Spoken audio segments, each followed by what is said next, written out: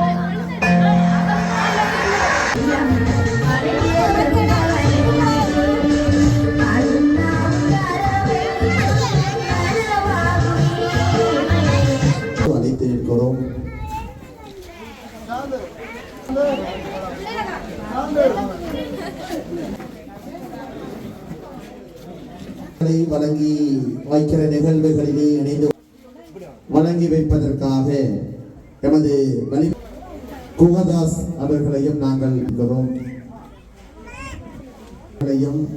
எங்களுடைய வலிமேற்கு பிரதேச இதுபோன்ற செய்திகளை உடனுக்குடன் அறிந்து கொள்ள தமிழ் பிளஸ் யூடியூப் சேனலை மறக்காம சப்ஸ்கிரைப் பண்ணுங்க, கமெண்ட் பண்ணுங்க, ஷேர் பண்ணுங்க.